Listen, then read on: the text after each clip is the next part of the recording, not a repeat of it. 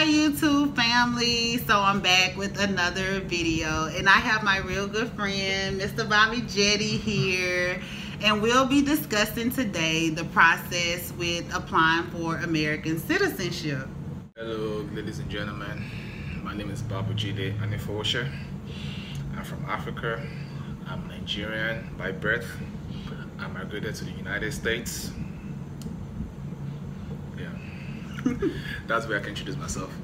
But people call me Anif because I know it's kind of hard for people to pronounce my name because my name is long ass. So I tell them you can call me Anif or Babajide, the way they want to call it.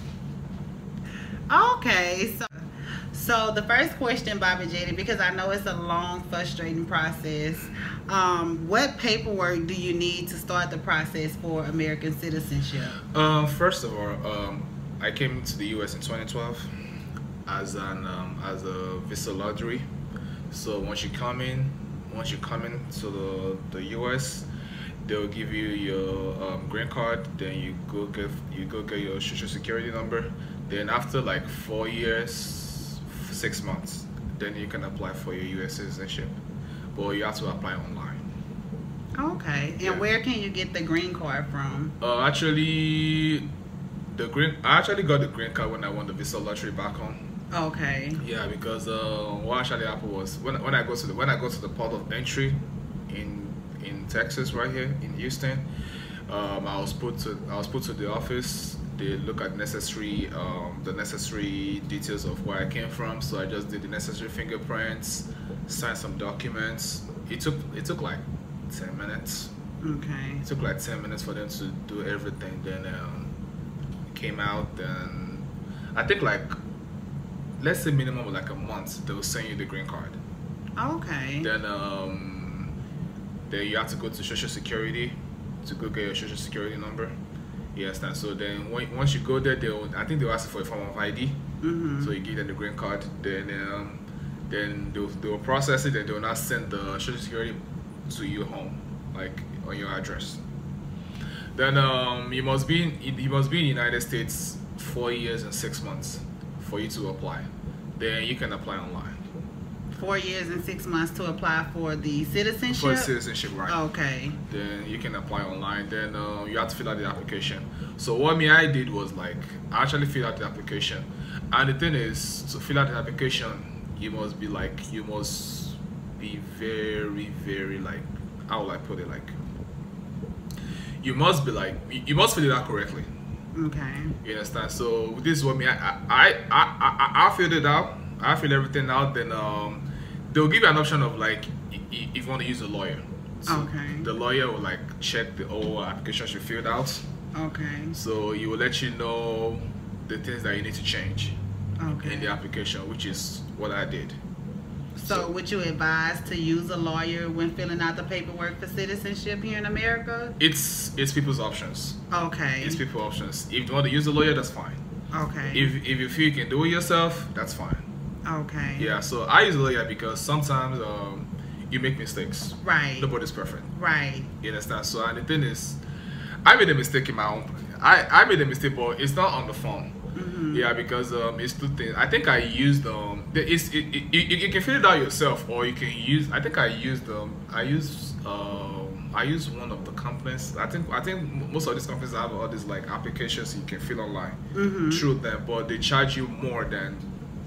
I think if you do it regularly, it's free. But if you go through somebody like a law, it's not really like a law firm, like a company that does it, they charge you more.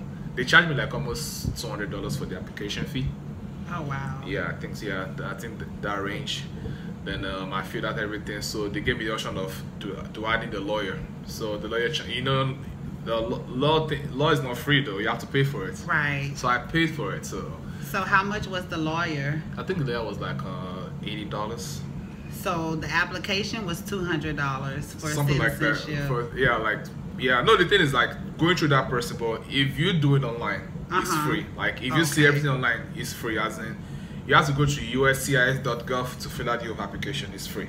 Okay. It's set it free. But the thing was, if you have to submit it, you pay $725. $725 just to submit the application? Yeah. And what was that website again? USCIS.gov. Oh, wow. Yeah, you have to pay $725. After you fill out the application, then you submit it.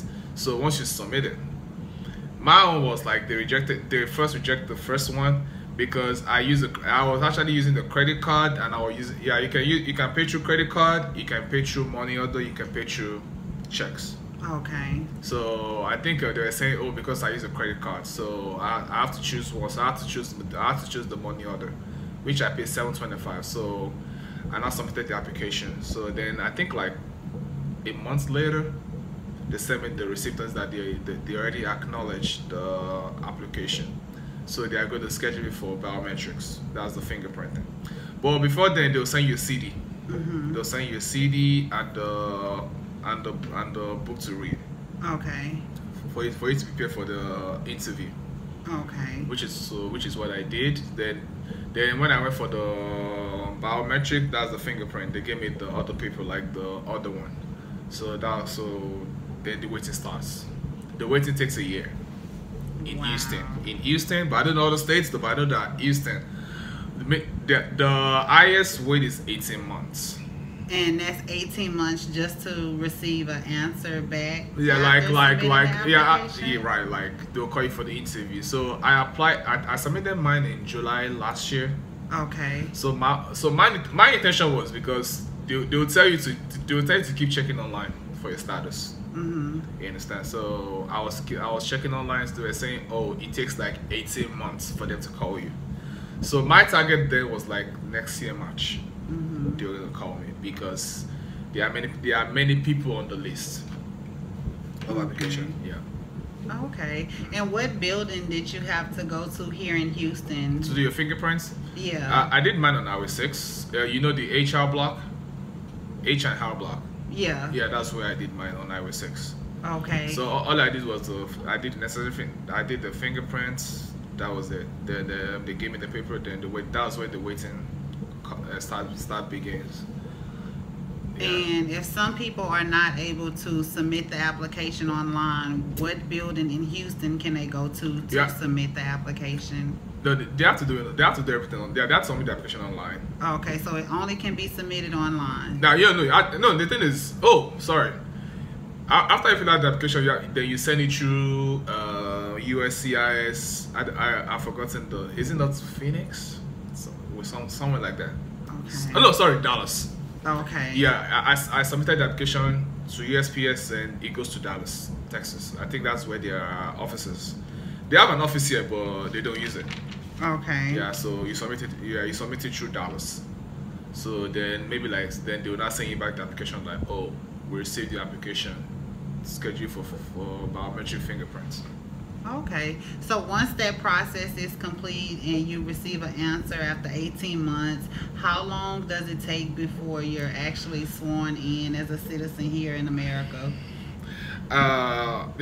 Mine took like a year. Mine took like a year because I applied in July, then they called me on the 23rd of July. Okay. So that was like 2 weeks. You have like 2 weeks to prepare for the interview. Okay. Yeah, 2 weeks. And how many questions do they ask you in the interview? Well, I don't know about everybody, but mine is different. Mine is different because unfortunately for me, the person that did the interview for me was a Nigerian guy. Okay. He was an African guy because regularly, this is the thing. Once they call you for interview regularly, they'll ask you 10 questions. Okay. So out of 10 questions, you must get, I think, 5 or 6 correct before you qualify, before you pass the oral interview. Yeah, the interview is 3 sections. You have the oral interview, you have the written, and you have the reading. Okay. Yeah, it's 3 sections. So once you pass the oral interview, the oral interview is the important one. Okay. And do you remember some of the questions that you were asked in the interview? Yeah, the guy asked me what's the capital of the United States. I said in Washington D.C. So the second question was, what country came to the United States and sold as slaves? I said Africans. The third question was, what stops one branch from becoming too powerful? I said checks and balances. Yeah, that was it.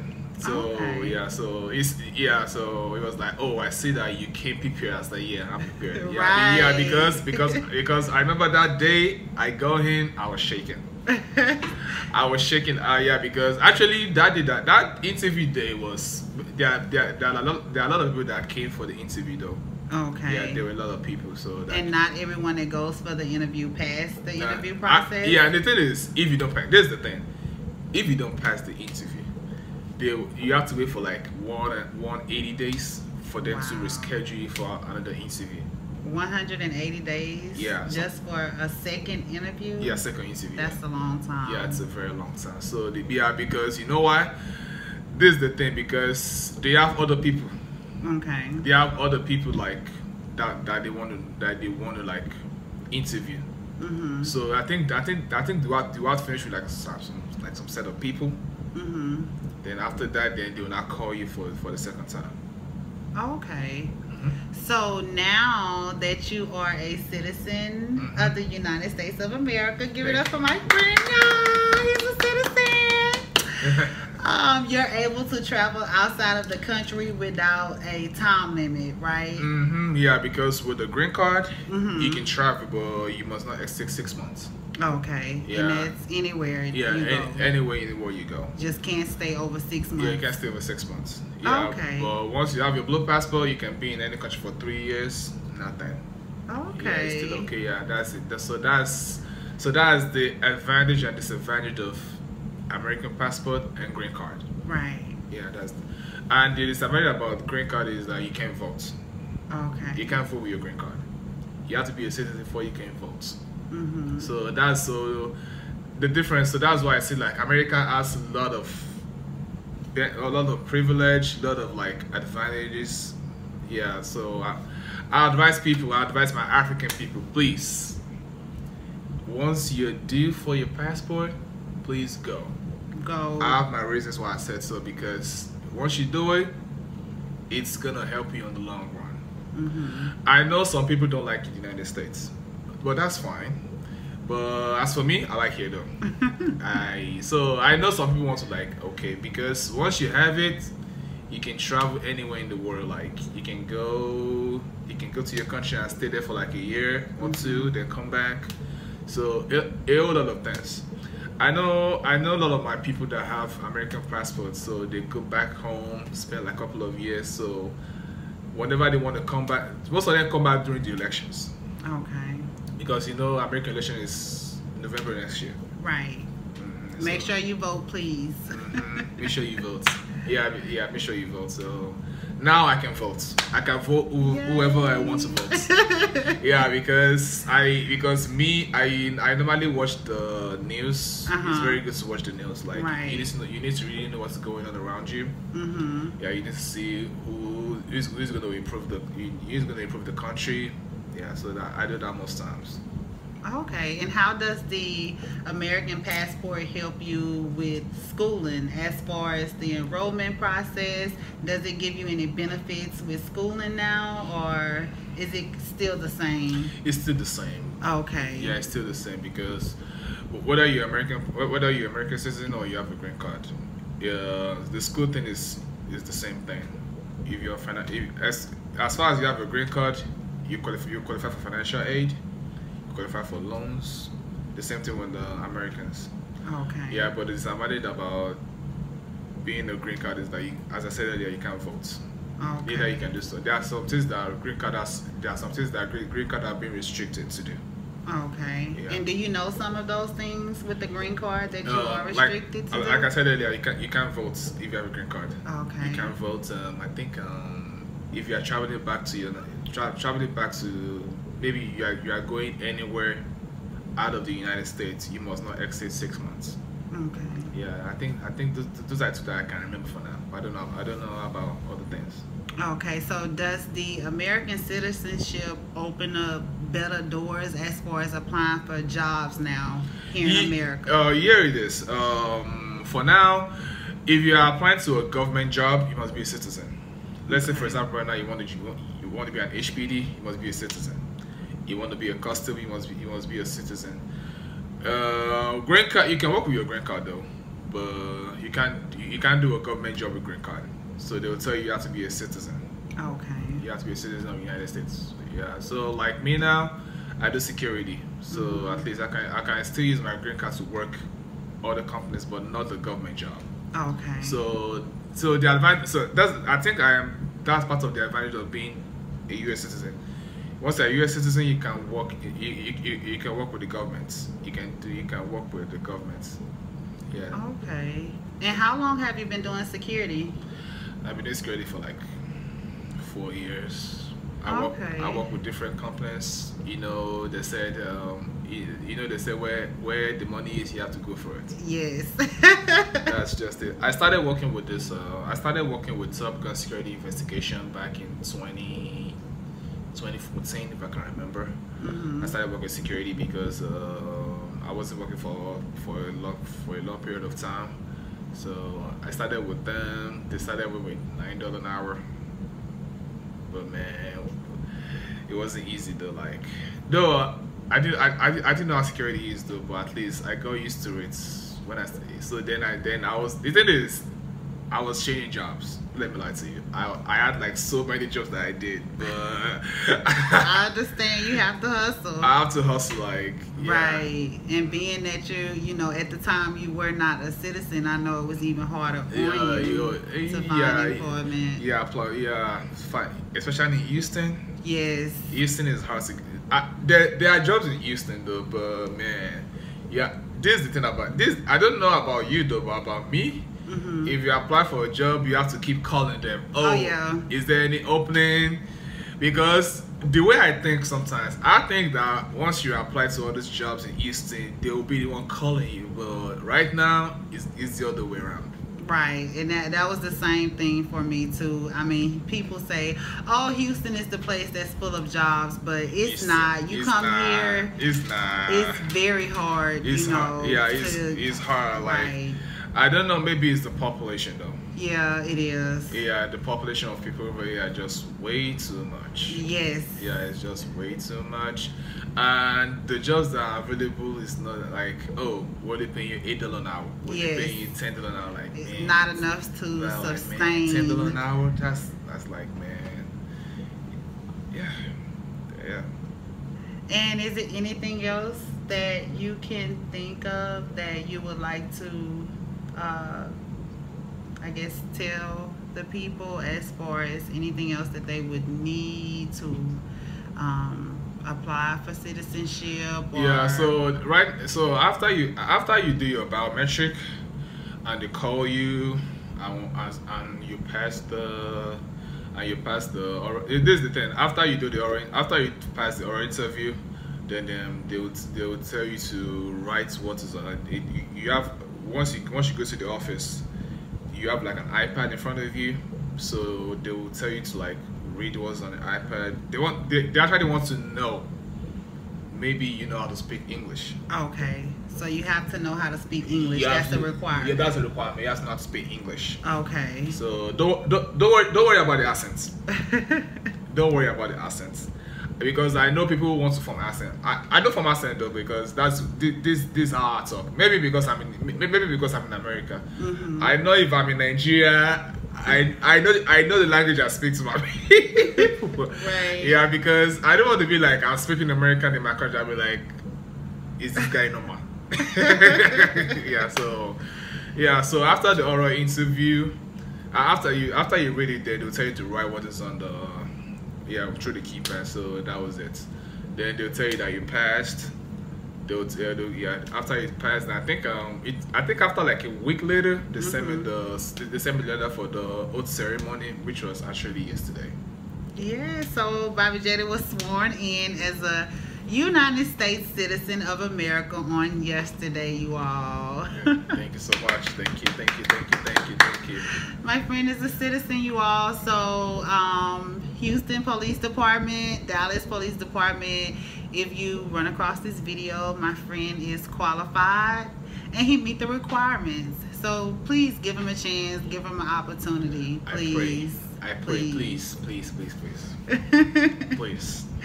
And we would would like to thank you all for watching this video with us. And once again, this is Babajide and I'm Trinetta. Don't forget to hit the subscribe button. Thank you. Thank you. Thank you.